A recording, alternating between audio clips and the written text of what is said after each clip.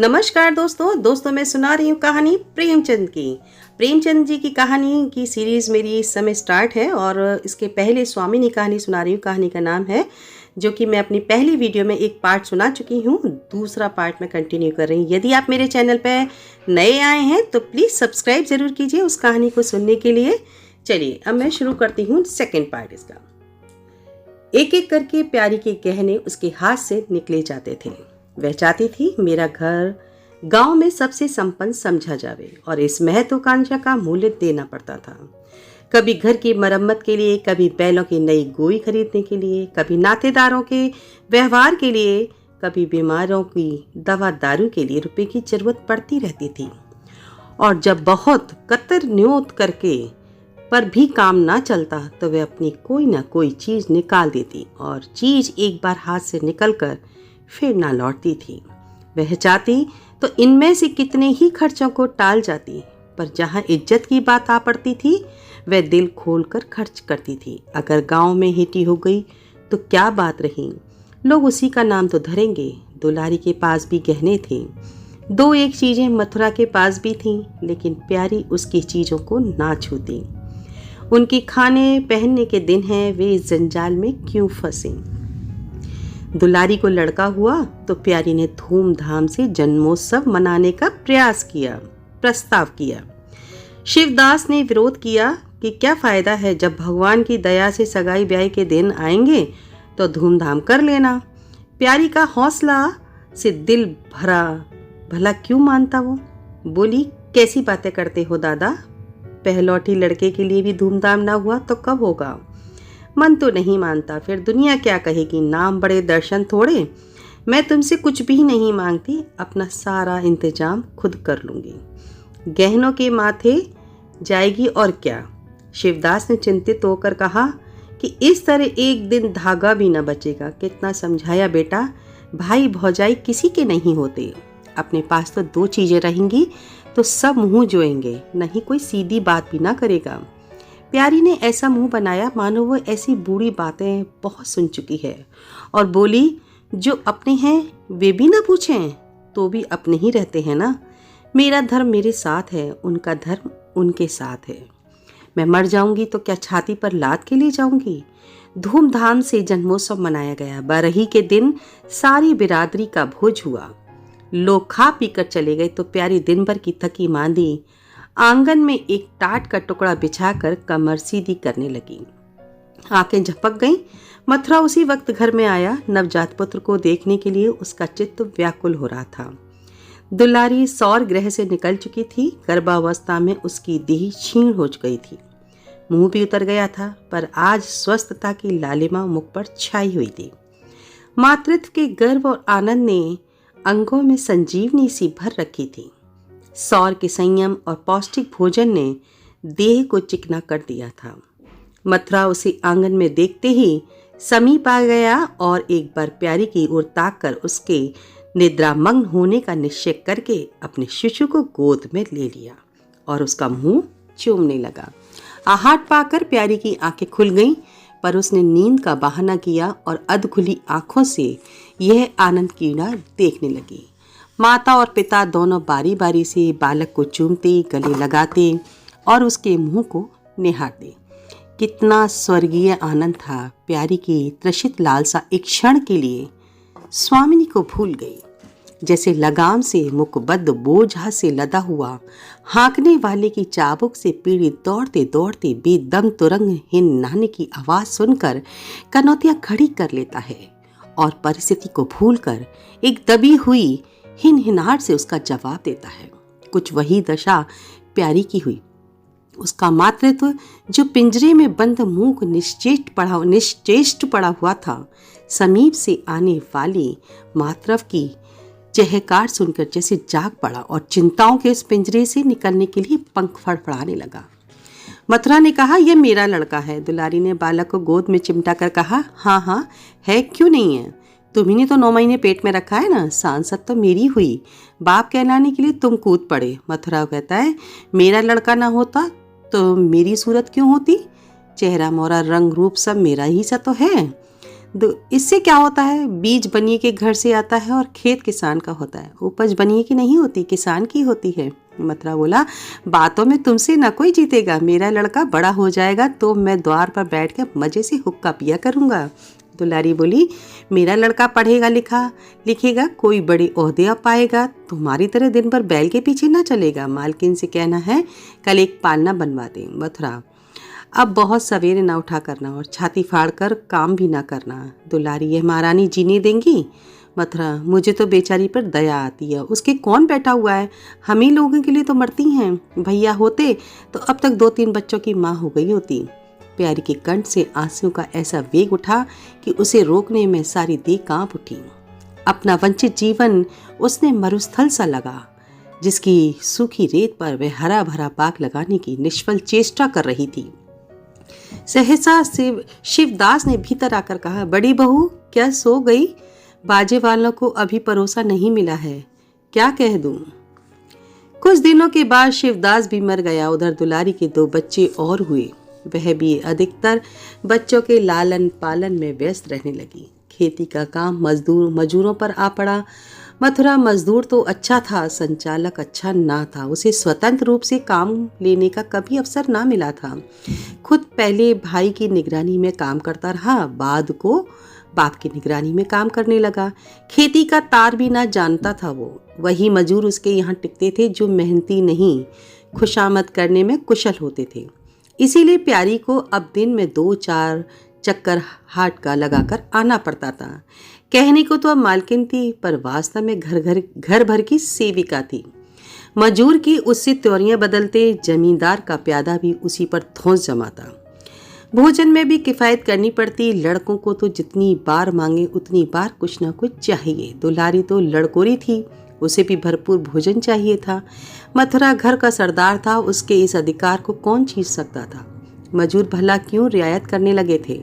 सारी कसर बेचारी प्यारी पर निकलती थी। वह एक फालतू चीज थी, अगर आधा पेट खाए तो किसी को कोई हानि ना हो सकती थी।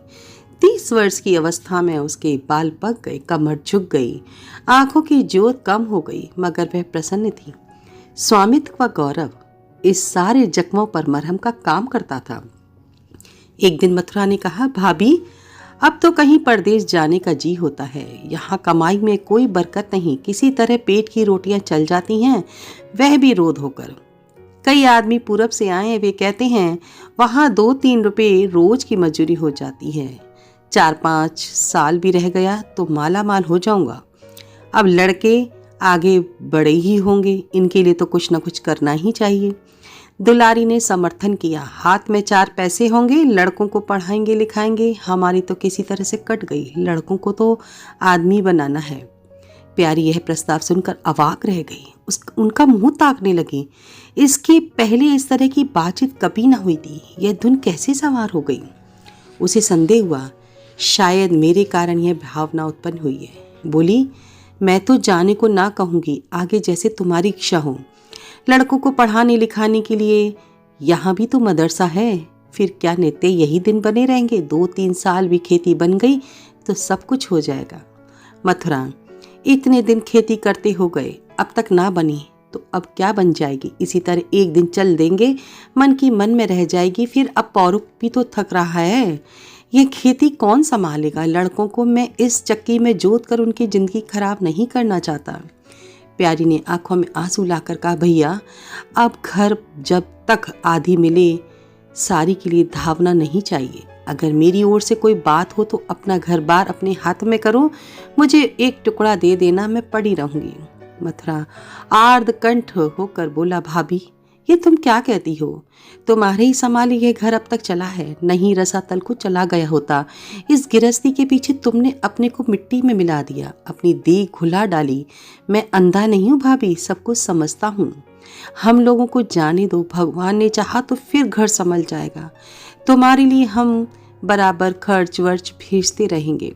प्यारी ने कहा, जो ऐसा ही है तो तुम चले जाओ, बाल बच्चों को कहाँ कहाँ बांधे फिरोगे? दुलारी बोली, यह कैसे हो सकता है बहन? यहाँ देहात में लड़के क्या पढ़ेंगे लिखेंगे? बच्चों के बिना इनका जी कहाँ ना लगेगा। दौड़ दौड़ कर घर आएंगे और सारी कमाई रेल खा जाएगी। परदेश में अकेले जितना खर्च होगा उतने में सारा घर आराम से रहेगा।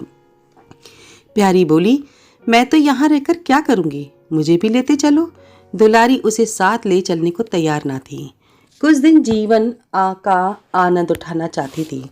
अगर परदेश में भी यह बंधन रहा तो ना जाने का वहां पर जाने का फायदा ही क्या होगा। बोली, बहन तुम चलती तो क्या बात थी, लेकिन फिर यहाँ का सारा कारोबार तो चौपट हो जाएगा। तुम तो कुछ न कुछ देखभाल करती ही रहोगी।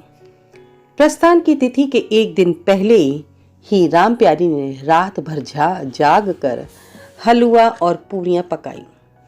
जब से इस घर में आई कभी एक दिन के लिए भी अकेले रहने का अवसर नहीं आया। दोनों बहनें सदा साथ रहती थीं। आज उस भयंकर अवसर को सामने आता देखकर प्यारी का दिल बैठा जाता था। वह देखती थी मथुरा प्रसन्न है, बाल वृंद यात्रा के आनंद में खाना पीना तक भूले हुए हैं, तो उसके जी में आता वह भी इस भांति निर्द्वंद रहे, मोह और ममता के पैरों से कुचल डाले। किंतु वह ममता जिस खाद्य को खा खा कर पली थी, उसे अपने सामने से हटाए जाते देखकर क्षुब्ध होने से न रुकती थी। दुलारी तो इस तरह निश्चिंत होकर बैठी थी मानो कोई मेला देखने जा रही है। नई नई चीजों को देखने, नई दुनिया में विचरने की उत्सुकता ने उसे क्रिया शून्य सा कर दिया था। प्यारी के सिर सारे प्रबंध का भार था। धोबी के घर से सब कपड़े आए हैं या नहीं, कौन कौन से बर्तन साथ जाएंगे, सफर के लिए कितने रुपए की जरूरत है, एक बच्चे की खांसी हो रही है, दूसरे को कई दिन से दस्त हो रहे थे। दोनों की औषधियों को पीसना कूटना आदि सैकड़ों ही काम व्यस्त किए हुए थी। लड़कोरी ना होकर भी वे बच्चों के लालन पालन में दुलारी से कुशल थी। देखो, बच्चों को बहुत मारना पीटना मत, मारने से बच्चे जिद्दी और बेहा हो जाते हैं। बच्चों के साथ आदमी को बच्चा बन जाना पड़ता है, कभी उनके साथ खेलना पड़ता है, कभी हंसना पड़ता है। जो तुम चाहो कि हम आराम से पड़े रहें और बच्चे चुपचाप बैठे रहें, हाथ पैर ना हिलाएं, तो ये नहीं हो सकता। बच्चे तो स्वभाव के चंचल होते हैं, उन्हें किसी न किसी काम में फंसाए रखो। धेले का एक खिलौना 1000 घुड़कियों से बढ़कर होता है। दुलारी के उपदेशों को इस तरह बेमन होकर सुनती थी मानो कोई सनक कर बकरा हो। विदाई का दिन प्यारी के लिए परीक्षा का दिन था। उसके जी में आता था कि कहीं चली जाए जिससे वह दृश्य देखना ना पड़े। हाँ, घड़ी भर में ये घर सूना हो जाएगा। वह दिन भर घर में अकेली पड़ी रहेगी, किससे हंसेगी बोलेगी। यह सोचकर उसका हृदय कांप जाता था। ज्यों-ज्यों समय निकट आता था उसकी वृत्तियां शिथिल होती जाती थीं। वह कोई काम करते करते जैसे खो जाती थी और अपलक नेत्रों से किसी बिंदु की ओर ताकने लगती थी। कभी अवसर पाकर एकांत में जाकर थोड़ा रो आती थी। मन को समझा रही थी, यह लोग अपने होते तो क्या इस तरह से चले जाते। यह तो मानने का नाता है, किसी पर कोई जबरदस्ती नहीं है। दूसरों के लिए कितना ही मरो तो भी अपने नहीं होते। पानी तेल में कितना ही मिले फिर भी अलग ही रहेगा। बच्चे नए नए कुर्ते पहने नवाब बने घूम रहे थे। प्यारी उन्हें प्यार करने के लिए गोद में लेना चाहती थी तो रोने का समूह बनाकर छुड़ाकर भाग जाते थे। वे क्या जानती थी कि ऐसे अवसर पर बहुधा अपने बच्चे भी ऐसे निष्ठुर हो जाते हैं। 10 बजते बजते द्वार पर बैलगाड़ी आ गई। लड़के पहले से ही उस पर जा बैठे। गांव के कितने स्त्री पुरुष मिलने के लिए आए। प्यारी को इस समय उनका आना बुरा लग रहा था। वह दुलारी से थोड़ी देर एकांत में गले मिलकर रोना चाहती थी। मथुरा से हाथ जोड़कर कहना चाहती थी, मेरी खोज खबर लेते रहना, तुम्हारे सिवा मेरा संसार में कौन है। लेकिन इस भड़बड़ में उसको इन बातों का मौका ना मिला। मथुरा और दुलारी दोनों गाड़ी में जा बैठे। प्यारी द्वार पर रोती खड़ी रह गई। वह इतनी विवल थी कि गांव के बाहर तक पहुंचाने की भी उसे सुधि न रही। कई दिन तक प्यारी मूर्छित सी पड़ी रही। ना घर से निकली, ना चूल्हा जलाया, ना हाथ मुंह धोया। उसका हलवाहा जोकू बार बार आकर कहता, मालकिन उठो, हाथ मुंह धो, कुछ खाओ पियो। कब तक इसी तरह पड़ी रहोगी। इस तरह की तसल्ली गांव की और स्त्रियां भी उसे देती थीं, पर उनकी तसल्ली में एक प्रकार की ईर्ष्या का भाव छिपा हुआ जान पड़ता था। जोकू के स्वर से सच्ची सहानुभूति झलकती थी। जोकू कामचोर, बातूनी और नशेबाज था। प्यारी उसे बार बार डांटती रहती, दो एक बार उसे निकाल भी चुकी थी, पर मथुरा के आग्रह से फिर रख लिया था। आज भी जोकू की सहानुभूति भरी बातें सुनकर प्यारी झुंझलाती, यह काम करने क्यों नहीं जाता, यह मेरे पीछे क्यों पड़ा हुआ है। मगर उसे झड़क देने को जीना चाहता था। उसे इस सहानुभूति की भूख थी। फल कांटेदार वृक्ष से भी मिले तो क्या उन्हें छोड़ दिया जाता है। धीरे धीरे क्षोभ का वेग कम हुआ, जीवन के व्यापार होने लगे। अब खेती का सारा भार प्यारी पड़ता। लोगों ने सलाह दी, एक हल तोड़ दो और खेतों को उठा दो, पर प्यारी का गर्व यूं ढोल बजाकर अपनी पराजय स्वीकार ना कर सकता था। सारे काम पूर्ववत चलने लगे। उधर मथुरा के चिट्ठी पत्री न भेजने से उसके अभिमान को और भी उत्तेजना मिली।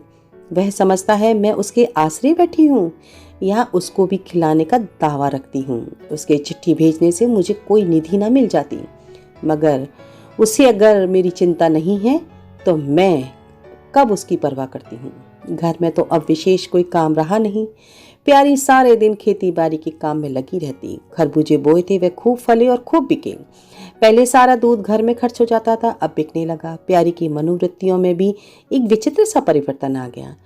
वह अब साफ सुथरे कपड़े पहनती, मांग चोटी की ओर से भी उतनी उदास ना थी।